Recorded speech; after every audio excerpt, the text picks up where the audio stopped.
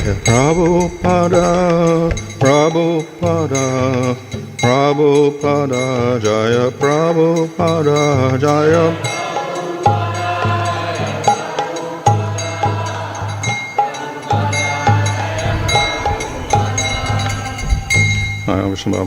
Maharaj Gachaya, Sadasi Videsi. Bhaktivinoda Samsara Prabhupada ki jai, Amachara Haridas Thakur ki jai. Prem Sagaho Sri Krishna Chaitanya Prabhu Nityananda Sri Advaita Gadadhar Shri Gaur Bhakti Vrinda ki jai. Shri Sri Radha Krishna Gopal Gopinath Shyama Kunda Radha Kunda Giri Govardhan ki jai. Shri Vrindavan Dham ki jai. Navadvip Dham ki jai. Ganga Shamuna Tosi Bhakti Devi ki jai. Ananda Kodi Vaishnava Vrinda ki jai. Samaveta Bhakti Vrinda ki jai. Go Premanandi. All glory to some of the devotees. All glory to some of the devotees. All glory to some of the devotees. All glory to Shri Guru and Shri Guru. All glory to Shri Prabhupada. Om Namo Bhagavate Vasudevaya. Om Namo Bhagavate Vasudevaya. Om Namo Bhagavate Vasudevaya. Namo Om Vishnu Padaya Krishna Prasthaya Bhutale Srimate Bhaktivedanta Swami Nityanamane Namaste Saraswata Deve Gauravani Prachadane Nirvishesha Shunyavadi Paschatya Shatadane Sri Krishna Chaitanya Prabhu Nityananda Sri Advaita Gadadhar Srivasadi Gaur Bhakta Vrinda Hare Krishna Krishna Krishna Hare Hare Hare Rama Rama Rama Hare Hare. Reading from Srimad Bhagavatam Canto 1, chapter 5. Chapter 6, verse 16. Jaya tascharanam bhojam abhava nirjata chetasa aukantyasru kalakshayasa pradyasin mesha nairhari.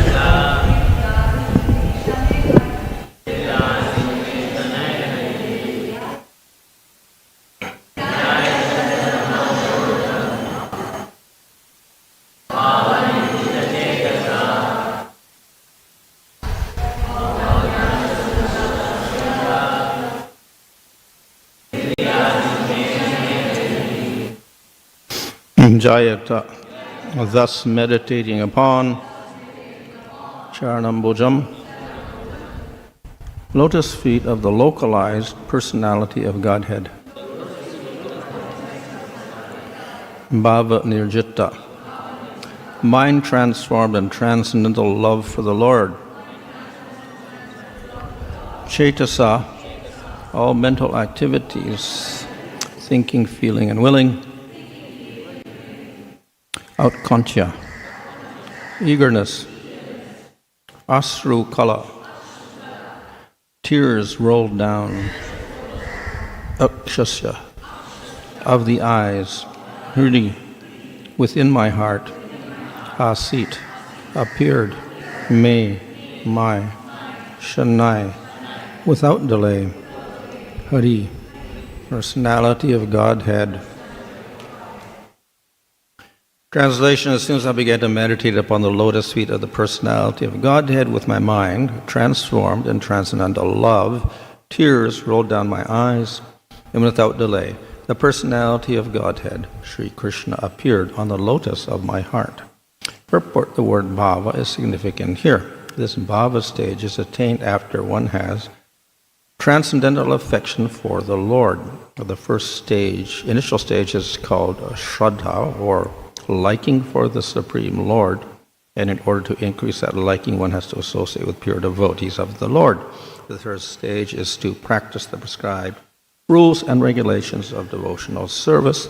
This will dissipate all sorts of misgivings and remove all personal deficiencies that hamper progress in devotional service.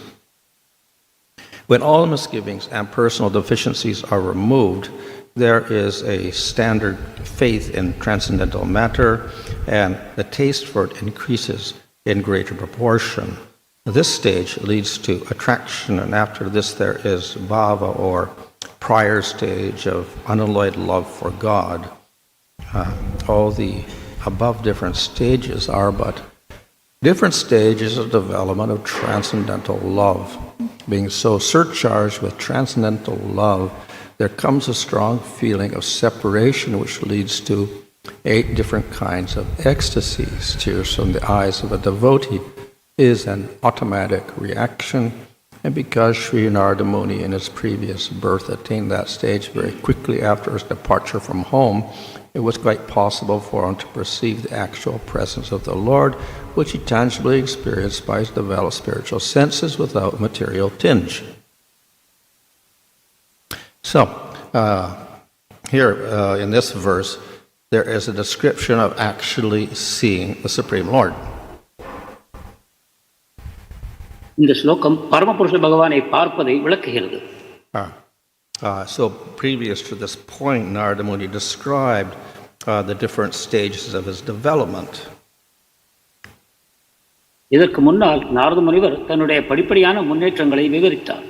And as Srila Prabhupada describes in the purport, we start with faith, and then we start the process of bhakti, bhajana, kriya, and we remove all of the anarthas, anartha navritti, we come to nishta, and then ruchi and asakti. Srila பிரபுபாதர் பொய்ப்புரையில் விளக்குகிறார், நாம் ஆரம்ப நிலையில் ஸ்ரத்தையில் ஆரம்பிக்கிறோம், அதற்கு பிறகு பஜனக்கிரியை செய்ய ஆரம்பித்து படிப்படியாக அனர்த்தங்களை நிவர்த்தி செய்து கொள்கிறோம், அதன் பிறகு நிஷ்டை மற்றும் ருச்சி என்ற நிலைகளுக்கு நாம் முன்னேறுகிறோம். So the stage is after Shraddha, that is bhajana kriya, all the way to asakti. This is considered to be sadhana. அதாவது ஸ்ரத்தையில் ஆரம்பித்து அனர்த்த நிவர்த்தியானது ஆசக்தி நிலை வரை நம்முடன் தொடர்ந்து நடைபெறுகிறது. So Shraddha or faith is separate from the process of bhakti because it's the qualification for bhakti. அதாவது ஸ்ரத்தை அல்லது நம்பிக்கை என்பது பக்தியிலிருந்து ஒரு தனிப்பட்ட விஷயமாகும், அது பக்திக்கு அவசியமாகிறது. Of course, that doesn't mean that once we perform bhakti, the faith disappears. It's still there. பக்தி செய்யும் பொழுது நம்பிக்கை நம்மை விட்டு நீங்கிவிடும் என்பது பொருள் அல்ல, அது எப்போதும் நம்முடன் தொடர்கிறது. And it keeps increasing as bhakti increases. மேலும் பக்தி அதிகரிக்கும் பொழுது நம்பிக்கையும் அதிகரிக்கிறது. But there's also a distinction made, and our acharyas say that Shraddha is not an anga of bhakti. It is separate because it's a qualification. அதே சமயம் ஸ்ரத்தை பக்தியின் அங்கம் அல்ல என்று தனிப்பட்ட நம்முடைய ஆச்சாரியர்கள் காண்பிக்கிறார்கள், ஏனென்றால் அது பக்திக்கு அவசியமான ஒரு துணையாகும். And we cannot simultaneously say the qualification is also the sadhana. It doesn't make sense. பக்தி செய்வதற்கான தகுதியே அதன் ஒரு அங்கம் என்று நாம் கூற முடியாது, அது தவறான புரிதலாகும். But obviously the qualification is necessary to start and continue the process of sadhana. அதே சமயம் இந்த நம்பிக்கை எனக்கூடிய தகுதி ஒருவருக்கு அவசியம். அது இருக்கும் பொழுதுதான் அவர் பக்தியை செய்து சாதனையில் முன்னேறுகிறார். So, of course, generally we would think, okay, we do bhakti and eventually we see the Lord and we get prema. So why don't we just have two stages, sadhana and prema? பொதுவாக நாம் நினைப்போம் பக்தியை செய்து இறுதியில் பகவானை நாம் காண்கிறோம் என்று. அதாவது இரண்டு நிலைகள் மட்டுமே, முதலில் சாதனை, இறுதியில் பிரேமை. And sometimes there is no distinction made between bhava and prema. சில சமயங்களில் பாவம் மற்றும் பிரேமை நிலைகளுக்கு இடையில் வேற்றுமை காணப்படுவதில்லை. And sometimes when we use the word bhava, it means prema. சில சமயங்களில் பாவம் என்ற பதத்திற்கே பிரேமம் என்று பொருள் கொள்ளப்படுகிறது. But yet our acharyas have distinguished three different types of bhakti: sadhana bhakti, bhava bhakti, and prema bhakti. ஆனாலும் நமது ஆச்சாரியர்கள் பக்தியில் மூன்று நிலைகளை காண்கிறார்கள். அதாவது சாதனை பக்தி, பாவ பக்தி மற்றும் பிரேம பக்தி. So the definition of sadhana is to engage the senses to attain bhava. சாதனையின் பொருள் என்னவென்றால் நம்முடைய புலன்களை ஈடுபடுத்தி பாவ நிலையை பெறுவதாகும். In other words, it's not to attain prema. Sadhana leads to bhava. அதாவது சாதனையின் நோக்கம் பிரேமை அல்ல, அது பாவ நிலை மட்டுமே நமக்கு அழைத்துச் செல்கிறது. And then bhava is not a sadhana, but through that we attain prema. பாவம் என்பது ஒரு சாதனை அல்ல, ஆனாலும் அதன் மூலமாகத்தான் நாம் பிரேமையை அடைகிறோம். So the question will arise, well, why don't we just call the whole thing prema or the whole thing bhava?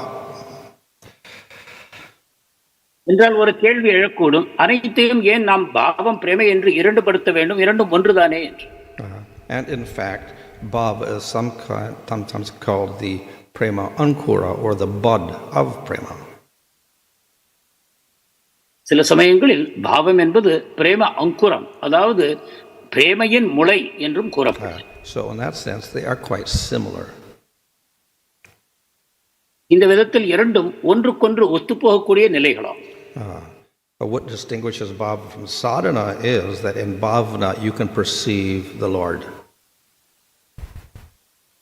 பாவ நிலையில் நாம் பகவானை காண முடியும். இந்த நிலையில் அது சாதனையிலிருந்து வேறுபடுகிறது. But of course in prema also we perceive the Lord. So what's the difference? பிரேமை நிலையிலும் நாம் பகவானை காண்கிறோமே, அப்பொழுது என்ன வேற்றுமை? So of course one difference is that prema is more concentrated. ஒரு வேற்றுமையாவது பிரேமம் என்பது ஒரு மிக உயர்ந்த உன்னதமான நிலையாகும். It's described that prema has intense possessiveness of the Lord. பிரேமை நிலையில் பகவான் என்னுடையவர் எனக்கூடிய தீவிர மனப்பான்மை உண்டாகிறது. So bhava has possessive, but not intense. பாவ நிலையிலும் பகவான் என்னுடையவர் என்ற உணர்வு இருந்தாலும் அது அந்த அளவு தீவிரம் இல்லை.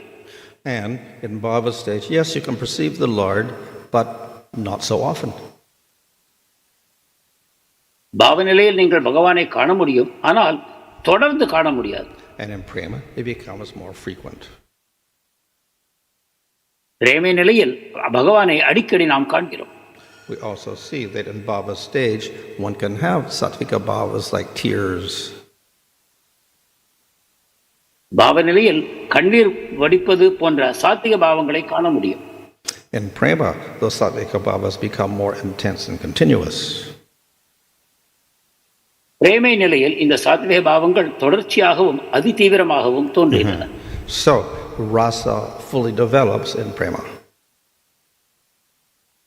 ரசம் பிரேமை நிலையில் முழுமையாக வளர்ச்சி அடைகிறது, முழுமையடைகிறது.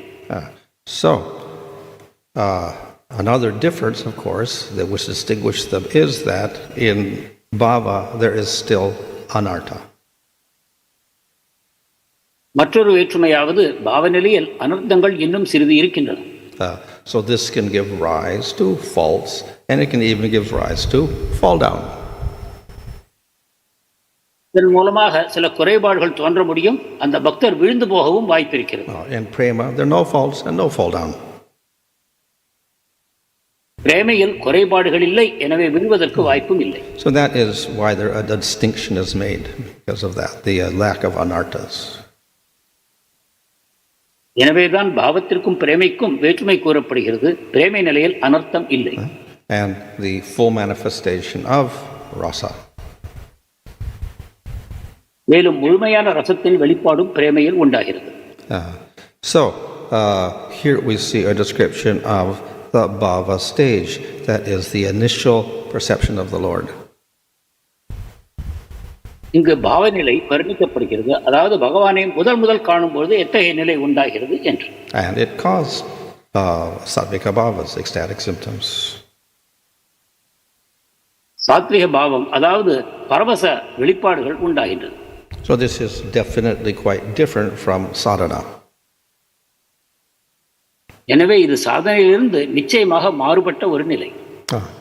So in Nectar Devotion there, Rupa Goswami describes bhava as actually being the manifestation of a sthayi bhava. பக்தி ரசாமிர்த சிந்துவில் ரூப கோஸ்வாமி கூறுகிறார், பாவம் என்பது ஸ்தாயி பாவத்தின் ஒரு வெளிப்பாடு. Of which there are 5 types: Shanta, Dasya, Sakya, Vatsalya and Madhurya. இதில் 5 வகைகள் இருக்கின்றன: சாந்த, தாஸ்ய, வாத்சல்ய மற்றும் மாதுரியா. So the sthayi bhava is one element of rasa.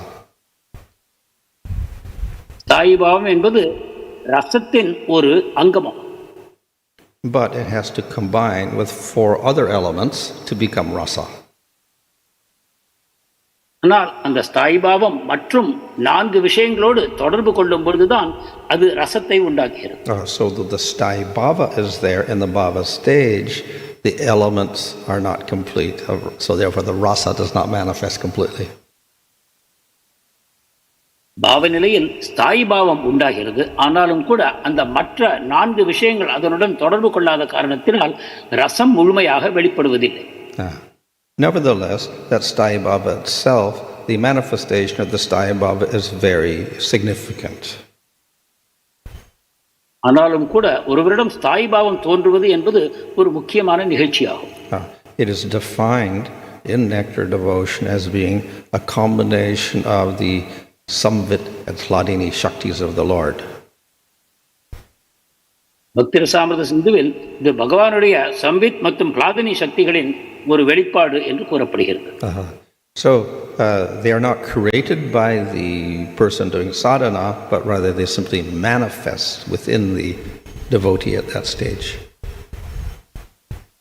இது சாதனை செய்பவரால் உண்டாக்கப்படுவதில்லை, அது தானாகவே அவரிடம் சாதனை நிலையில் உண்டாகிறது. So, of course, the samvit hladini shaktis are the internal or the chit shakti of the Supreme Lord. சம்வித் மற்றும் ஹ்லாதினி சக்தி பகவானுடைய அந்தரங்க சக்திகள் ஆவர். And of course that continues in prema. இது பிரேமை நிலையிலும் தொடர்கிறது. So we can see that the jiva gets he's a jiva shakti, this one shakti that is the marginal energy, tatastha shakti, but with the appearance of bhava then that chit shakti or the internal energy, antaranga shakti, also makes its appearance. ஜீவன் என்பவர் பகவானுடைய மற்றொரு சக்தி, தடஸ்த சக்தி ஆவார். ஆனாலும் அவரிடம் இந்த பாவநிலை தோன்றும் பொழுது அவர் பகவானுடைய அந்தரங்க சக்தியாகிய சம்பித் மற்றும் ஹ்லாதினி சக்திகளின் வெளிப்பாடுகளும் அந்த ஜீவசக்தியில் தோன்றுகிறது. And in prema it becomes permanently fixed there. பிரேமை நிலையில் அது நிரந்தரமாக அந்த ஜீவனுடன் தொடர்படுகிறது. So before that stage we don't see the manifestation of the chit shakti in the jiva. இந்த நிலைக்கு முன்னால் சித் சக்தியானது ஜீவனில் தோன்றுவதில்லை. Nevertheless, we are performing bhakti, and bhakti itself is samvit hladini shakti. ஆனாலும் கூட நாம் சாதனை பக்தி செய்து கொண்டுதான் இருக்கிறோம். அந்த சாதனை பக்தியை கூட பகவானுடைய சம்பித் மற்றும் ஹ்லாதினி சக்திகளே ஆகும். But it is not manifested clearly. ஆனால் அவை தெளிவாக உருப்பெறுவதில்லை. So that is why the example of the seed is given. எனவேதான் விதையின் உதாரணம் தரப்படுகிறது. By the mercy of Guru and Krishna, we get the seed of bhakti, that is, Ladidi and Samvit, just the seed. குரு கிருஷ்ணரின் கருணையின் மூலமாக நாம் இந்த பக்தியின் விதையை பெறுகிறோம். இந்த விதை தான் கிளாதினி மற்றும் சம்பித் சக்திகள் ஆகும். And then by cultivation, it manifests as a flower in bhava and as a fruit in prema. அதை தொடர்ந்து நாம் பயிர் செய்யும் போது படிப்படியாக அது ஒரு மலராக பாவ நிலையிலும் பழமாக பிரேமை நிலையிலும் வெளிப்படுகிறது. So it's a continuous development of bhakti, but it appears differently at different stages. இவ்வாறு இது பக்தியின் ஒரு தொடர்ச்சியான வளர்ச்சியாகும். ஆனால் வேறு வேறு நிலைகளில் வேறு வேறு விதங்களில் அது தன்னை வெளிப்படுத்துகிறது. So another way of saying it is that the jiva is covered over so much that nothing really manifests so much in the beginning, but as the bhakti develops, the coverings or the anarthas begin to dissipate, the bhakti becomes stronger, so it's able to manifest its nature more brilliantly. இன்னொரு விதமாக பார்ப்போமானால் ஜீவாத்மா எந்த அளவு மூடப்பட்டிருக்கிறார் என்றால் அவருக்குள்ளே இருக்கக்கூடிய இந்த பாவ பிரேம நிலைகள் வெளிப்படாமல் இருக்கின்றன. ஆனால் பக்தி செய்ய செய்ய அந்த அனர்த்தங்கள் அவரிடமிருந்து நீங்கும் பொழுது உள்ளிருக்கக்கூடிய அந்த சம்பித் மற்றும் கிளாதினி சக்திகள் முழுமையாக அதி தீவிரமாக வெளியில் தோன்றுகின்றன. So this is quite different from cultivating karma yoga or jnana yoga or ashtanga yoga. இது கர்மயோகம், ஞான யோகம், அஷ்டாங்க யோக பயிற்சிகளிலிருந்து மிகவும் வேறுபடுகிறது. None of them have this internal shakti at all, manifesting at all at any stage. இந்த இதர யோகங்களில் அந்தரங்க சக்தியானது எந்த ஒரு நிலையிலும் வெளிப்படுவதில்லை. Nor is there even a seed of that. மேலும் அதன் ஒரு விதை கூட அங்கு இல்லை. So, therefore, these processes are quite different from the process of bhakti. எனவே இந்த இதர வழிமுறைகள் பக்தியிலிருந்து மிகவும் மாறுபட்டவை. So, through the story of Narada Muni, we get a very clear idea of the development of this bhakti. Narada முனிவரின் கதையின் மூலமாக இந்த பக்தியின் படிப்படியான வளர்ச்சியை நாம் தெளிவாக காண்கிறோம். So this is, we could say, the one way it develops gradually. ஒரு விதத்தில் இது மிகவும் மெதுவாக படிப்படியாக நிதானமாக தோன்றுகிறது. Vishnu Chakravarti Thakur remarks that we'll see these gradual stages quite clearly if the person has committed some aparadhas in the past. Then we'll see these stages. In other words, it'll go a little slowly, and then we'll see different stages. Viswanath சக்கரவர்த்தி டாக்கூர் கூறுகிறார், ஒரு பக்தர் கடந்த காலத்தில் அபராதங்களை செய்திருப்பாரானால் அவரிடம் இந்த முன்னேற்றங்கள் மிகவும் மெதுவாக தோன்றுகின்றன. அப்பொழுது நாம் இந்த முன்னேற்றங்களின் வேறு வேறு தளங்களை நாம் தெளிவாக காண முடியும். When it's committed no aparadhas, then the stages will go quite quickly, so you cannot really distinguish them. ஆனால் அபராதம் செய்யாத ஒருவர் பக்தி செய்யும் பொழுது வெகு வேகமாக முன்னேற்றம் தோன்றுகிற காரணத்தினால் இந்த வேறு வேறு படிகளை நாம் தெளிவாக காண முடியாது. Another way in which the process goes quickly is by kripa, mercy. கிருபையின் மூலமாகவும் இந்த முன்னேற்றம் வேகமாக உண்டாகிறது. So if a very powerful devotee gives mercy, or the Supreme Lord himself gives mercy, then one can bypass all these stages or go through them very, very quickly. ஒரு சக்தி வாய்ந்த பக்தரோ அல்லது பரமபுருஷ பகவான் கிருஷ்ணரோ நேரடியாக அவருக்கு கிருபையை தரும்பொழுது ஒரு பக்தர் இந்த படிகளை எல்லாம் கடந்து வெகு வேகமாக முன்னேறிய நிலையை அடைகிறார். So we see often Narada Muni gives great mercy and a person can advance quickly. பல சந்தர்ப்பங்களில் நாரத முனிவர் தன்னுடைய கருணையை கொடுத்ததன் காரணமாக ஒரு பக்தர் வேகமாக முன்னேறுவதை நாம் காண்கிறோம். So we get the case of Dhruva or Prahlad. Dhruvan பிரகலாதர் சரித்திரத்தில் இந்த நிலையை நாம் காண்கிறோம். Or Mrigari the hunter.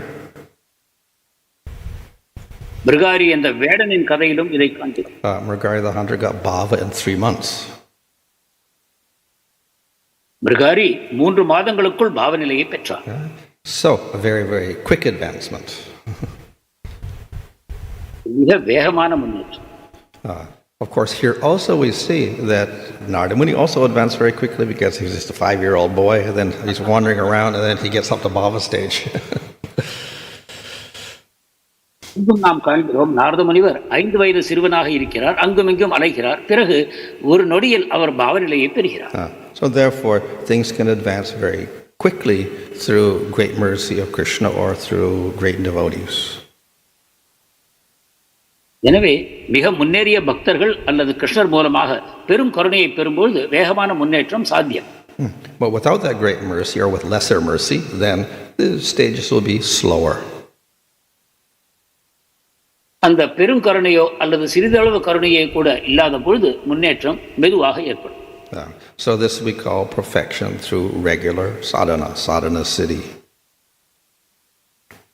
இதை நாம் சாதனா சித்தி, அதாவது தொடர்ந்த பயிற்சியின் மூலமாக அடையக்கூடிய பக்குவத்தன்மை என்று கூறுவோம். So, of course, in this particular story, we see another interesting thing. Yes, Narada Muni saw the Lord, but then he didn't see him again for the rest of his life. So, in other words, after bhava, everything kind of like slowed down. மற்றொரு சுவாரஸ்யமான விஷயம், பகவானை அவர் ஒருமுறை கண்டாரை தவிர அதன் பிறகு தன்னுடைய வாழ்நாள் முழுவதும் நாரத முனிவர் பகவானை காணவில்லை. இந்த விதத்தில் பாவநிலை வரைக்கும் வேகமான முன்னேற்றத்தை கண்ட நாம் அதற்கு பிறகு மற்ற முன்னேற்றங்களை நாம் காணவில்லை. So bhava is not sadhana, it's not a practice. பாவம் என்பது சாதனை அல்ல, பயிற்சி அல்ல. Because one has already seen the Lord, that was the goal of the practice. நாம் பகவானை காண்பதே நம்முடைய பயிற்சியின் நோக்கம் என்று கூறுகிறோம். And spontaneously one engages in all sorts of activities like glorifying the Lord, hearing about the Lord, etc. இயல்பாகவே தன்னிச்சையாகவே ஒருவன் பகவானை மகிமைப்படுத்துவது, அவரின் புகழை பாடுவது போன்ற நிலைகளில் ஈடுபடுகிறான். But by that, we can say by continually doing those activities, then eventually prema will manifest. இந்த செயல்களில் தொடர்ந்து ஈடுபடுவதன் மூலமாக பிரேமை தானாகவே வெளிப்படும். But it is often dependent upon the Supreme Lord. ஆனால் இது பரமபுருஷ பகவானை சார்ந்தே இந்த விளைவு கிடைக்கிறது. So if the Lord chooses not to show himself again, as in the case of Narada Muni, then you know maybe a long time will pass by. பகவான் தன்னை காட்டிக்கொள்ள விரும்பவில்லை என்றால் நாரத முனிவரின் விஷயத்தைப் போல பல காலங்கள் பகவானுடைய தரிசனமே இல்லாமல் போகலாம். But it is all for the benefit of that particular devotee. ஆனால் இதை பகவான் செய்வது அனைத்தும் அந்த குறிப்பிட்ட பக்தருடைய நன்மைக்காகவே. So in bhava and prema, things become very much unpredictable. இவ்வாறு பாவ மற்றும் பிரேமை நிலைகளில் நாம் முன்கூட்டியே சொல்ல முடியாத விதத்தில் மாற்றங்கள் ஏற்படுகின்றன. But that is actually not the concern of the devotee. ஆனால் இதை பற்றி ஒரு பக்தர் கவலைப்படுவதில்லை. The devotee ultimately is very satisfied because of the condition of bhava. ஒரு பக்தர் பாவநிலையில் தானாகவே முழு திருப்தியை அடைகிறார். So from the devotees who are beginning bhakti, it is helpful to understand the different stages. பக்தியை தொடங்கக்கூடிய ஒரு பக்தருக்கு இந்த பலவித படிகளை தெரிந்து கொள்வது பயனுள்ளதாகும். And we can also identify our particular stage. மேலும் நாம் எந்த நிலையில் இருக்கிறோம் என்பதையும் நாம் உணர்ந்து கொள்ள இது உதவும். And then we can see the direction in which we're going. அதன் பிறகு நாம் எந்த திசையில் சென்று கொண்டிருக்கிறோம் என்பதையும் நாம் புரிந்து கொள்ள முடியும். So therefore these stages are mentioned in Bhagavatam and other places. எனவேதான் பாகவதம் மற்றும் இதர சாஸ்திரங்களில் இந்த வேறு வேறு படிகள் விளக்கப்படுகின்றன. Hare Krishna. Maharaj, in the prema stage, that soul is endowed with Sit Shakti. Soul means that devotee is endowed with Sit Shakti or Lagni Shakti. Yeah. So that means, and this body of that devotee is made of Sit Shakti, and soul is in Tatastha Shakti. Tatastha Shakti. That means what? Sometimes we see the Krishna's body and soul both are same. we say. So how to understand this? How to compare this? Soul who is in Tatastha or Jiva Shakti and body who is in Sit Shakti. Two things are different, correct? நிலையில் ஒரு ஜீவாத்மா அவர் தடஸ்த சக்தியானவர், அவருக்குள் சிச்சக்தி தோன்றுகிறது என்று நாம் கூறினோம். ஆனால் பகவானோ எந்த மாறுபாடும் அவருக்கு ஆத்மாவிற்கும் அவருடைய உடலுக்கும் மாறுபாடு ஏதும் இல்லை என்றும் நாம் கூறினோம். இப்பொழுது இதை எவ்வாறு நாம் புரிந்து கொள்ள வேண்டும்? Well, the Lord is said to be manifested in combination with his Shaktis. பகவான் தன்னுடைய சக்திகளோடையே தோன்றுகிறார் என்று கூறுகிறோம். So his form, qualities and activities manifest through his Chit Shakti, Sandhini energy. So we can say the Lord himself is a combination of his Shakti and himself. பகவானுடைய வடிவம், குணங்கள், லீலைகள் அனைத்தும் அவருடைய சக்திகளோடு சேர்ந்தே வெளிப்படுகிறது. எனவே பகவானையும் அவருடைய சக்திகளையும் நாம் வேறுபடுத்தி காண முடிவதில்லை. But because the Chit Shakti is so close to the Lord, therefore it's called the Antaranga Shakti or internal energy, therefore it's considered to be non-different from him. ஆனால் சிச்சக்தி பகவானுக்கு மிகவும் நெருக்கமானதால் அதை நாம் வேறுபடுத்தி காண்பதில்லை. அதையே பகவானுடைய அந்தரங்க சக்தி என்று நாம் குறிப்பிடுகிறோம். So we can say the Lord and his body are one, though actually the body is manifested through the Sandhini Shakti. எனவே நாம் பகவானும் அவருடைய சரீரமும் ஒன்று என்று கூறுகிறோம். ஏனென்றால் அவருடைய சரீரம் உண்மையில் சந்தினி சக்தியினால் உண்டாக்கப்படுகிறது. So similarly for the jiva in the spiritual world. அதே போலத்தான் ஜீவாத்மாவின் விஷயத்திலும் உண்டாகிறது. The difference, of course, is that the Chit Shakti originates from the Lord himself, whereas it does not originate in the jiva. It comes from the Chit Shakti, which is coming from the Lord. ஒரே ஒரு விஷயம், சிச்சக்தி என்பது பகவானிடமிருந்தே தோன்றுகிறது. ஆனால் ஆன்மீக உலகத்தை அடைந்த ஒரு ஜீவாத்மாவிற்கு பகவானுடைய சிச்சக்தியே அவர் தோன்றுகிறது. There is a difference between soul and the body for the jiva. In the spiritual world? Yeah. Well, even for the Lord. He's also got his Chit Shakti and himself. So in that sense, his body is manifested, his form is manifested through his Sandhini Shakti, Chit Shakti. So that's it. You can see the Lord is also different from his body, but actually it's himself because he is his Chit Shakti. He's not different from his Shakti. கேள்வி, ஆன்மீக உலகத்தில் ஜீவாத்மாவிற்கு உடல் ஜீவசக்தியாகவும் அவர் உடல் என்பது சிச்சக்தியாகவும் ஆத்மா தடச சக்தியாகவும் விளங்குகிறது. பகவானுக்கு எப்படி என்ற கேள்விக்கு மகாராஜருடைய பதில் என்னவென்றால், பகவானுக்கும் அவருடைய உடல் அவருடைய சிச்சக்தியினால் செய்யப்பட்டிருக்கிறது. ஒரே ஒரு வித்தியாசம், சிச்சக்தி பகவானிடமிருந்தே தோன்றுகிறது. ஆனால் ஜீவாத்மாவிற்கு அவ்வாறு இல்லை. பகவானுடைய சிச்சக்தி ஜீவாத்மாவுக்கு சரீரத்தை வழங்குகிறது. But the Chit Shakti does not originate from the jiva, but if he attains bhava and prema, then it becomes one with the jiva also. சிச்சக்தி ஜீவாத்மாவிடமிருந்து தோன்றுவதில்லை, அது பகவானிடமிருந்தே தோன்றுகிறது. ஆனால் பாவ பிரேம நிலைகளை அவர் அடையும் பொழுது அந்த சிச்சக்தி ஜீவனோடு ஒன்றாகிறது. We are saying that in this bhava is not sadhana. Okay, but in the bhava also one still continue follow the sadhana bhakti. In bhava still sadhana bhakti continue. Does sadhana continue? Yeah, because he does sadhana, You translate. பாவநிலை சாதனையிலிருந்து வேறுபட்டது என்று கூறினீர்கள். ஆனால் பாவநிலையிலும் சாதனை தொடர்கிறது. Well, the activities continue for the activities which we do in sadhana, the main angas of bhakti like hearing and chanting and worshipping, they continue in bhava and prema, so they're eternal. But we don't call them sadhana. சாதனை நிலையில் செய்யக்கூடிய செயல்பாடுகள், கேட்டல், பேசுதல், உணர்தல் போன்ற விஷயங்கள் பாவ பிரேம நிலையிலும் அவை தொடர்கின்றன. ஆனாலும் கூட அதை கொண்டு அவை சாதனை நிலை என்று கூறப்படுவதில்லை. So sadhana is a method to attain a goal. சாதனை என்பது ஒரு லட்சியத்தை அடைவதற்கான வழிமுறை. So once you attain the goal, you don't do the sadhana anymore. லட்சியத்தை எட்டிய பிறகு நாம் சாதனையை தொடர்வதில்லை. That's so in the material world, that's true. You study, that's your sadhana, you get a degree, that's the goal, then you don't study.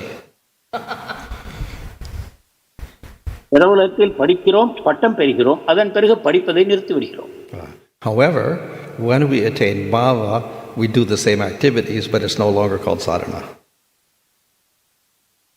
ஆனால் பாவ நிலையிலோ இதுவரை செய்து வந்த செயல்களை தொடர்கிறோம், ஆனாலும் அது சாதனை என்று அறியப்படுவதில்லை. They actually transform and they're called anubhavas. இந்த நிலையில் அந்த செயல்பாடுகள் உருமாறி அனுபவங்கள் என்று அறியப்படுகின்றன. So in sadhana we do the activities to attain bhava, and bhava we're doing activities not to attain bhava but because of the bhava. சாதனை நிலையில் நாம் செய்யக்கூடிய அந்த செயல்பாடுகள் பாவ நிலையை எட்டுவதற்காக, ஆனால் பாவ நிலையை எட்டிய பிறகு நாம் செய்யக்கூடிய செயல்பாடுகள் அந்த பாவ நிலையினாலேயே உண்டாக்கப்படுகின்றன. So in that sense it's no longer called sadhana. எனவே அந்த நிலையில் அது சாதனை என்று அறியப்படுவதில்லை. However, because it leads to prema, it is distinct from prema, and then if you act within bhava stage, you get to prema, sometimes it's also referred to as sadhana. ஆனால் பாவ நிலையிலிருந்து தான் ஒருவர் பிரேமை நிலையை எட்டுகிறார். பாவ நிலையை தொடர்ச்சியாக பயிற்சி செய்யும் பொழுது பிரேமை பெறப்படுகிறது. இந்த விதத்தில் பாவ நிலையும் சாதனை என்று சில சமயங்களில் அழைக்கப்படுகிறது. The class you were saying that this Shraddha is not a anga bhakti, but we see that even without Shraddha one cannot do bhakti also perfectly, because for bhakti Shraddha is a qualification. So then, because without Shraddha if one do bhakti, although bhakti gives the result, but still it will not give the prema. But there is a connection between Shraddha and bhakti. There is a connection between Shraddha and bhakti. Oh yeah. ஸ்ரத்தை பக்தியின் அங்கம் அல்ல என்று கூறினீர்கள், ஆனாலும் கூட பக்தி செய்வதற்கு ஸ்ரத்தை மிகவும் அவசியப்படுகிறது. இந்த விதத்தில் பக்திக்கும் அந்த ஸ்ரத்தைக்கும் ஏதோ தொடர்பு இருக்கிறது. So it is said to be the qualification, and the qualification is distinct from the actual process. It qualifies you for the process. ஸ்ரத்தை என்பது தகுதி, பக்தி என்பது வழிமுறை. இந்த ஸ்ரத்தை என்னும் தகுதி பக்தி வழிமுறையை பின்பற்றுவதற்கு உங்களுக்கு தகுதியை வழங்குகிறது.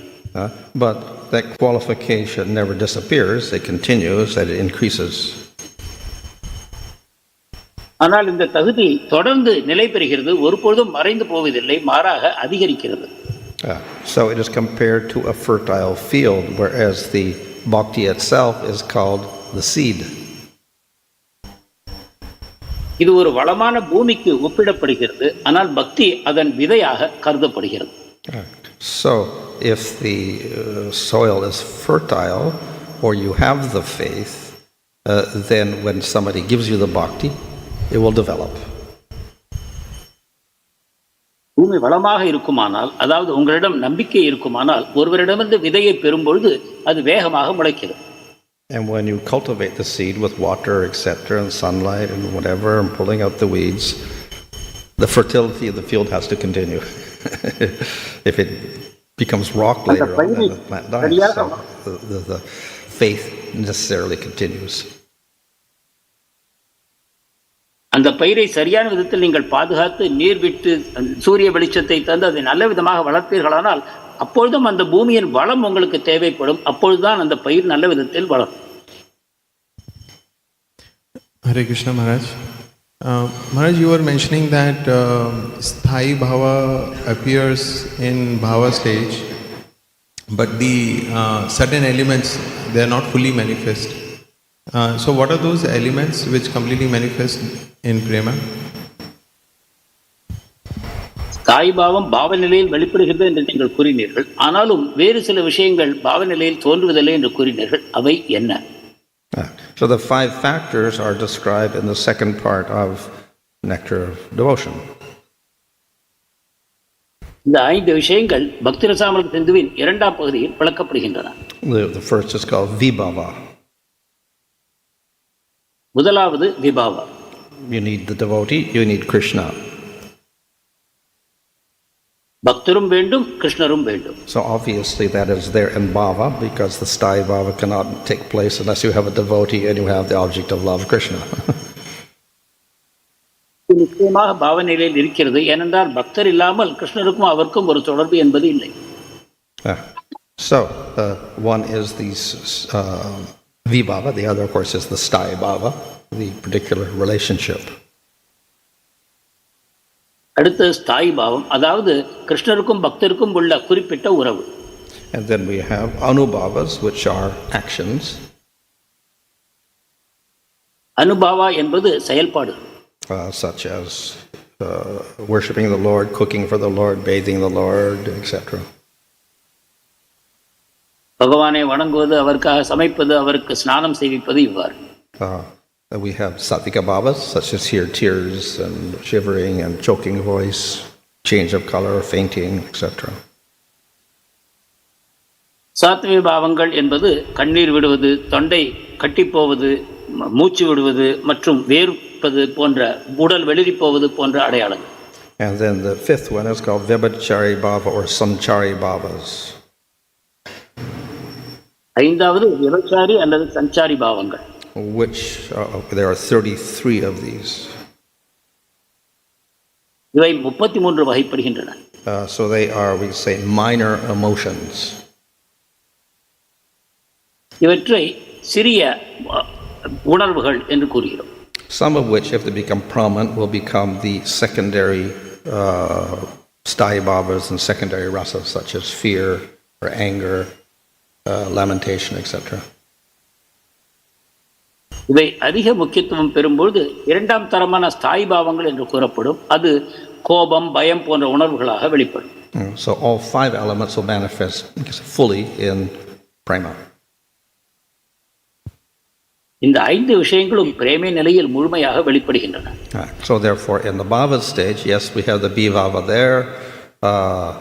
We got the some sattvika bhavas, not maybe intense ones, a little bit of sattvika bhavas, a little bit of anubhava, a little bit of vibhachara, not really complete. பாவநிலையில் விபாவா இருக்கிறது. சிறிதளவு சாத்விக பாவம், அனுபாவம், சஞ்சாரி பாவங்கள் சிறிதளவு தோன்றுகின்றன. Hare Krishna. Maharaj, I think it was a very wonderful way of seeing that how bhakti, in bhakti bhava, the chit shakti of the Lord manifests, but that doesn't happen in the other systems like karma yoga and all. But at the same time, Maharaj, without a little bit of bhakti, those processes cannot bear their fruits. So that would invariably some manifestation of chit shakti of the Lord. பக்தியில் தான் சிச்சக்தி வெளிப்படுகிறது. மற்ற யோக வழிமுறைகளில் அது உண்டாவதில்லை என்று நீங்கள் கூறினீர்கள்.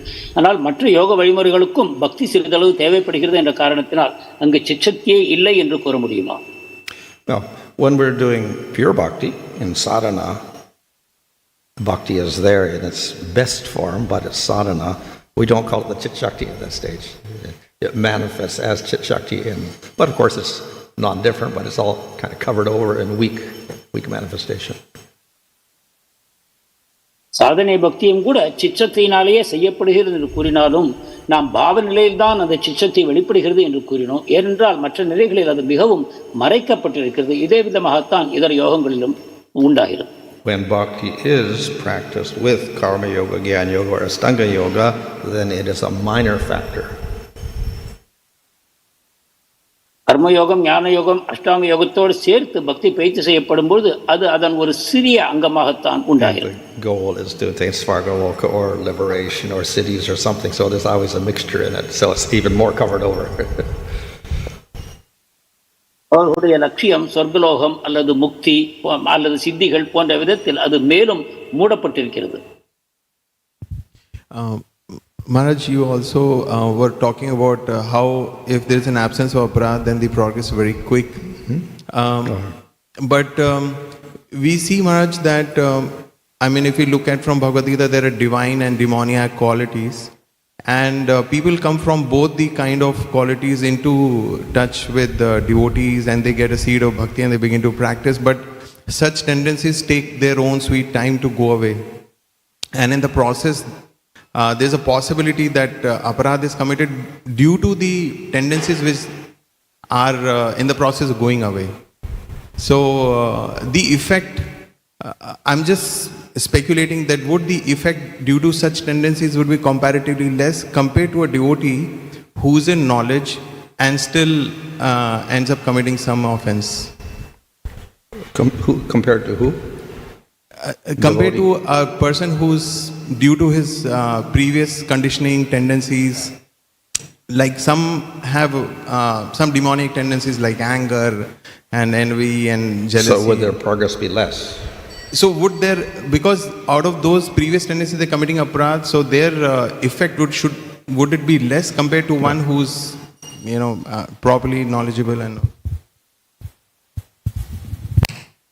அபராதங்கள் இல்லாவிட்டால் தேகமாக முன்னேற்றம் உண்டாகிறது என்று நீங்கள் கூறினீர்கள். ஆனால் பொதுவாக பக்தர்கள் சில தீய குணங்களோடு இருக்கிறார்கள். ஆனால் படிப்படியாக ஒரு பக்தரின் சங்கத்தின் காரணமாக பக்திக்குள் வருகிறார்கள். மற்றொரு பக்தரோ முழு அறிவோடு இந்த பக்தியை பற்றிய விஷயங்களை தெரிந்து கொண்டு அவர் பக்தி செய்கிறார். ஆனாலும் பழைய வாசனைகளின் காரணமாக அவர் சில அபராதங்களையும் செய்கிறார். யாருடைய முன்னேற்றம் வேகமாக இருக்கும் என்று கூற முடியுமா? Yeah, if they committed aparadhs, obviously it's a very difficult process for them.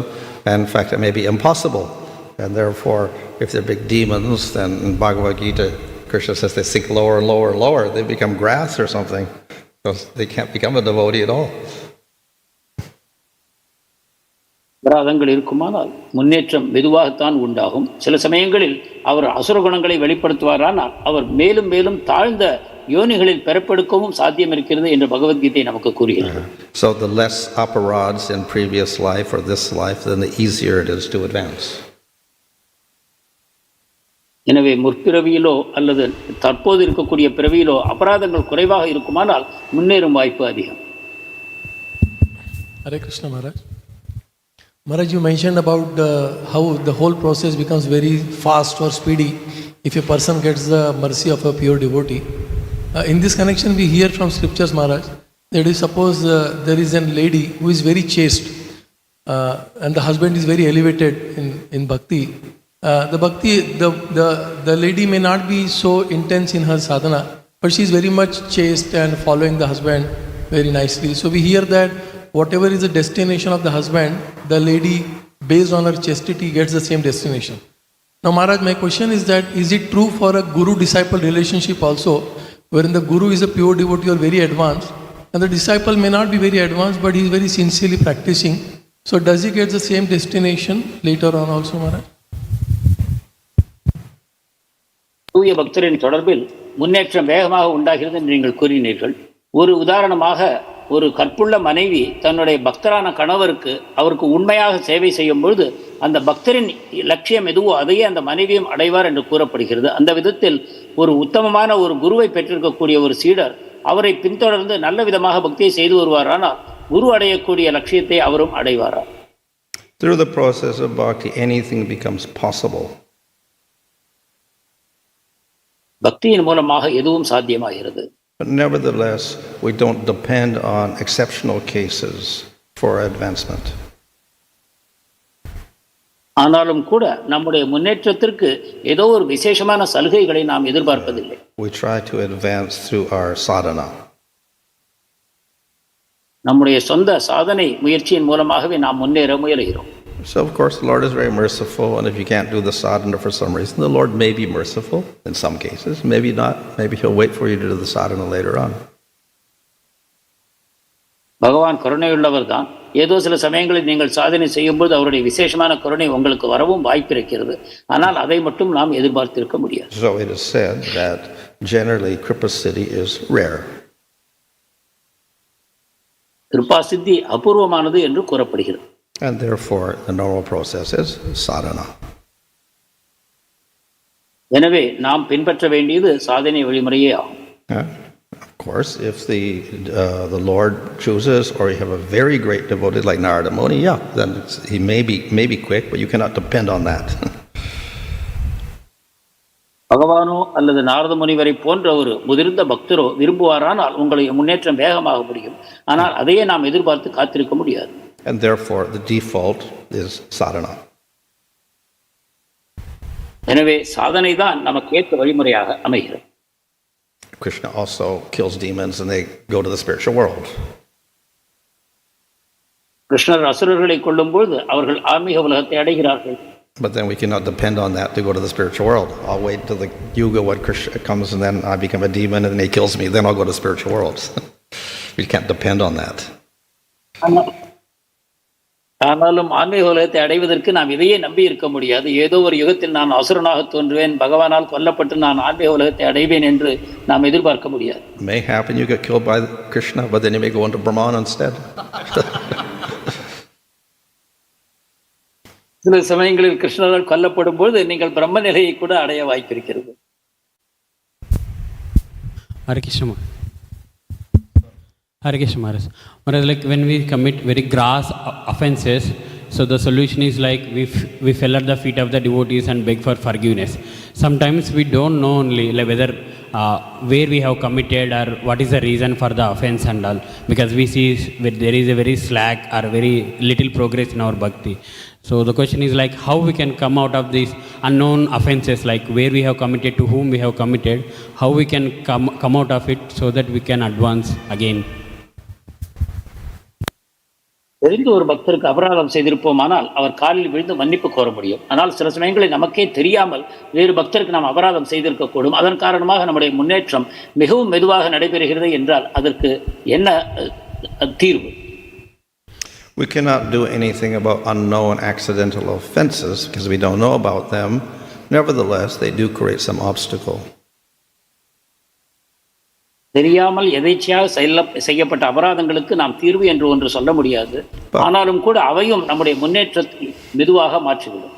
But the obstacle or problem that's created is much less than deliberate offenses. ஆனால் வேண்டுமென்றே செய்த அபராதங்களால் தான் அதிகமான பாதிப்பு உண்டாகிறது. And the only way to overcome them is by perfecting our practice of bhakti. இதிலிருந்து விடுபடுவதற்கு நம்முடைய சாதனை பக்தியை முழுமையான விதத்தில், சரியான விதத்தில் நாம் செய்ய முயல வேண்டும். Hare Krishna Maharaj. Maharaj, you were mentioning about Kripa Siddhi, and is that the Prabhu asked the question, the wife, that also is considered as Kripa Siddhi? That if she is not following any austerities or prerogative principles but serves the husband, and if she gets perfected, that is Kripa Siddhi? மனைவி கணவருக்கு சேவை செய்கிறார், கணவர் பக்தராக இருக்கிறார், அப்பொழுது அவருக்கும் அந்த விளைவு கிடைக்கிறது என்றால் அது கிருபா சித்தி என்று கொள்ள வேண்டுமா? Well, part of that will depend, one, if the husband is perfect and he has prema, but that may take a long time also, another lifetime, so then it may not even be the same wife. Who knows? கணவர் பிரேமை நிலையில் இருப்பாரானால் இவ்வாறு உள்ளது என்று நாம் கொள்ள முடியும். ஆனால் கணவர் பிரேமை நிலையை இந்த பிறவியிலோ அல்லது வரக்கூடிய பிறவிகளிலோ அடைவார் என்றால் இவரே அவருடைய மனைவியாக இருப்பார் என்று எதிர்பார்க்க முடியாது. But we do recognize that bhakti, one person does bhakti, can influence another person. ஆனாலும் கூட ஒருவர் பக்தி செய்யும் பொழுது அவர் கூட இருப்பவருக்கும் அதன் தாக்கம் உண்டாவதை நாம் அறிகிறோம். So if one person becomes a devotee in the family, that delivers so many generations of his family, for instance. குடும்பத்தில் ஒருவர் பக்தராகும் போது பல தலைமுறைகள் பக்தியை பெறுகிறார்கள் என்று நாம் அறிகிறோம். But it may not be instantaneous. It may take them some time, but they get the agata sukriti at least of being born in the same family. So then gradually they can advance. ஆனால் இது உடனடியாக நடைபெறும் என்று கூற முடியாது. அது அக்ஞாத சுக்கிருத்தியாக காலம் தாழ்த்தி மீண்டும் மீண்டும் அத்தகைய குடும்பத்தில் அவர் பிறப்பதற்கான வாய்ப்பை தந்து அவருடைய முன்னேற்றத்திற்கு வழிவகுக்கும். In the case of the chaste wife, it would also depend on her particular qualities. கற்புள்ள மனைவியின் விஷயத்திலும் அவருடைய தகுதிகளை பொறுத்து இந்த விளைவுகள் அமையும். If she has a desire to serve the Lord, fine. If she doesn't have a desire to serve the Lord, but she says, then it's going to be a different result. Oh. பகவானுக்கு சேவை செய்ய வேண்டும் என்ற விருப்பம் அந்த கற்புக்கரசியிடம் இருக்குமானால் அந்த விளைவு உண்டாகலாம், அல்லது அந்த ஆசை இல்லாவிட்டால் அந்த விளைவு உண்டாகாமலும் போகும். So she gets some agata sukriti for being the wife and serving nicely, but she hasn't developed any bhakti, so then she can advance, which is like Asnagata Sukriti, so her advancement would be slower. இந்த நிலையில் கணவரின் சேவைக்காக அவருக்கு அத்தியாக சுக்கிருதி கிடைக்கும். அதன் மூலமாக படிப்படியான முன்னேற்றத்திற்கு வழிவுண்டாகும். Then I have a little confusion in this part, Maharaj.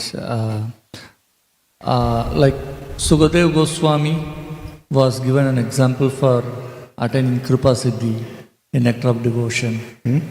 Sukadeva Goswami was given as an example for attaining perfection by Kripa, and Bali Maharaj also. And in case of Sukadeva Goswami, we find that he was a Brahmavadi. He was a Brahmavadi. Brahmavadi. Yeah. Brahmavadi. And he was simply meditating, but he heard the Bhagavatam. So, but after that he went and then he heard more Bhagavatam from Vyasadeva. Yeah. So that should be, it's not considered as sadhana, Maharaj? Well, in one sense, yes, but another sense, because we have the great mercy of Vyasadeva obviously involved, by which he heard Bhagavatam, then even though he was a Mayavadi then, or not a Mayavadi, but a Brahmavadi, then he could get out of that position. So it involves one thing, we can say it's a type of sadhana in one sense, but we may not call it sadhana also because he's already liberated, Atmarama in one sense. So is it called sadhana after that point or not? Oh, in that sense. But then in the case of Dhruva Maharaj, he was just go for searching, and it was Narada's mercy. But I was looking for whether Dhruva's case was given for Kripa Siddhi, but I am not finding that. Yeah. Well, he also did sadhana, obviously, but he advanced within how many months? 6 months? 6 months. He was able to see the Lord. So obviously, it's not just sadhana. Okay, so then that is also considered as Kripa Siddhi. Yeah, or even the Prahlad, in the womb he got teachings because Narada Muni taught his mother, and then so he came out and he was already in ecstasy, chanting the name of the Lord. So then... So very quick progress, in other words. Okay. So then even we can say that if we attain perfection even in one life, then that will be purely by Kripa. That, like Prabhupada says, that you can attain back to God in this lifetime itself. That will be purely by Prabhupada's mercy. It could be. It could be sadhana also, because you could have been doing sadhana in so many other lifetimes. Oh. And you're just getting the last stages of your sadhana in this lifetime. But in case of Bali Maharaj, it is purely only Kripa, that it's only the Lord come. Because well, even he was a demon, and then suddenly he became a great devotee. He didn't really do any sadhana. He just surrendered suddenly. He surrendered suddenly. Prabhupada writes in the purport that he got the seed from Prahlad. Oh, I suppose. But in any case, he advanced quickly in this lifetime. Okay, so that is purely Kripa. Thank you, Maharaj. Online. வேகமான முன்னேற்றத்தை ஒருவர் அடையும் பொழுது, பிரேம நிலையை அடையும் பொழுது அதை கிருபா சித்தி என்று கூறுகிறோம். இதற்கு உதாரணமாக சுகதேவ மகாராஜ் முதலில் பாகவதம் ஸ்லோகங்களை கேட்டார். அதன் பிறகு வியாசதேவரிடம் சென்று பாகவதத்தை முழுமையாக கேட்டார். அப்பொழுது அது சாதனை என்று கருதப்படவில்லை. ஏனென்றால் வியாசதேவரின் முழுமையான கருணை அவருக்கு கிடைத்ததன் காரணமாக பிரம்மவாதியான சுகதேவர் தூய பக்தரானார். அதை போலவே பலி மகாராஜருடைய விஷயத்திலும் கூட அவர் அசுரராக இருந்தாலும் ஒரு நொடியில் பகவானிடம் சரணாகதி செய்தார். இதன் மூலமாக அவரும் கிருபா சித்தி என்று கூறப்படுகிறது.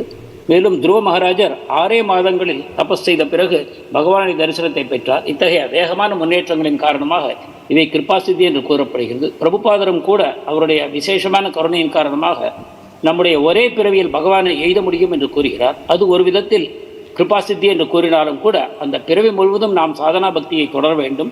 இதற்கு முந்தைய பிறவிகளிலும் நாம் சாதனா பக்திகளை செய்திருக்கக்கூடும். இதன் காரணமாக சாதனா பக்தி கிருபா சக்தி இரண்டும் சேர்ந்து இதில் செயல்படுகின்றன என்று நாம் கொள்ள முடியும். Hare Krishna Maharaj, Dandavat Pranam, your servant Guru Kripa Mayadas. Thanks a lot for a wonderful lecture, Maharaj. Maharaj, we have around 150 devotees and we have got 8 questions. Until what time I can go, Maharaj? Because it's already 8:57. Depends on how simple the questions are. Krishna. Thank you, Maharaj. Maharaj, you said Bhava stage. At Bhava stage, it gets slow. Until then, it is quick. We also see that Anartha Nivritti is also long and slow. So, how do we understand this, Maharaj? What? பாவநிலையிலிருந்து முன்னேற்றம் மெதுவாகிறது என்று கூறினீர்கள். அனர்த்த நிவர்த்தியும் நீண்ட காலம் தொடர்கிறது, அதன் காரணமாகவும் பக்தி மெதுவாக முன்னேறுகிறது என்றும் நாம் அறிகிறோம். இதை எவ்வாறு புரிந்து What was quick? Then what? Bhava is quicker? Who said Bhava is quicker? Narada Muni, it lasted No, his whole life. slow, Maharaj. Huh? Can you repeat the question? No. At Bhava stage, it gets slower, not quicker. It gets slower. What? No, Not necessarily. till It doesn't necessarily get slower. It could be quicker also. I don't know. Anyway. So can you move to the next? oh, yeah, fine, Maharaj. Yeah, Maharaj, we as a practicing sadhana with the mood of servant, Nityera Krishna Das. But again, in Bhava stage, how it gets transformed to other moods like Sakya, Vatsalya and Madhurya? சாதனை செய்யும் பொழுது நாம் நித்திய கிருஷ்ணதாஸ் என்று தாசர் பாவத்தில் தான் செய்கிறோம். அது எவ்வாறு சக்கிய வாத்சல்ய மாதுரியமாக மாறுபாடு அடைகிறது? Well, there is a sense of dasya eternally because everybody is a jiva by nature, and therefore we are serving the Lord and trying to please the Lord. தாசிய பாவம் நிரந்தரமானது தான். ஏனென்றால் நாம் பகவானுடைய தாசர் என்ற நிலையில் எப்பொழுதுமே அவரை மகிழ்ச்சியில் எவ்வாறு அவருக்கு மகிழ்ச்சியை கொடுப்பது என்ற முயற்சியில் தான் நாம் ஈடுபட்டிருக்கிறோம். So in prema, that one gives everything to the Lord. It's a type of service in one sense. I am a servant of the Lord. பிரேமை நிலையில் அது பகவானுக்கு முழுமையான மகிழ்ச்சியை தருகிறது. இவ்வாறு அந்த சேவகன் என்ற பாவம் அங்கு முழுமையடைகிறது. But when we talk Thank you, Maharaj. when you talk about dasya rasa, Sorry. that is a particular mood in relation to the Lord where you think of yourself as a servant in a spiritual body who serves the Lord as a servant. ஆனால் தாசியரசம் எந்த விதத்தில் வேறுபட்டது என்றால் அந்த நிலையில் நீங்கள் ஒரு ஆன்மீக சரீரத்தோடு நான் பகவானுடைய சேவகன் என்ற பாவத்தை கொண்டு அவருக்கு சேவை செய்ய முயலுகிறீர்கள். So, to get that stage, then you would cultivate that even in sadhana. அந்த நிலையை எய்துவதற்காக நாம் சாதனை நிலையிலிருந்தே பயிற்சி பெற வேண்டும். But if you choose Krishna, not Vishnu or other forms, then you have a choice. As servant, serving the Lord, you could serve the Lord as a mother, a father, a lover, or as a friend. ஆனால் விஷ்ணுவை விடுத்து கிருஷ்ணரை உங்களுடைய லட்சியமாக கொள்வீர்களானால் அவருடன் நீங்கள் சக்கிய வாத்சல்ய மாதுரிய போன்ற உறவுகளையும் வளர்த்துக் கொள்ள முடியும். And then you start cultivating such a relationship in sadhana, and then you attain that in bhava and prema. சாதனை நிலையிலேயே அந்த உறவுகளை நீங்கள் வளர்த்துக் கொள்ள முயற்சி செய்வீர்களானால் பாவ பிரேம நிலைகளில் அது மேலும் முன்னேறுகிறது. Thank you, Maharaj.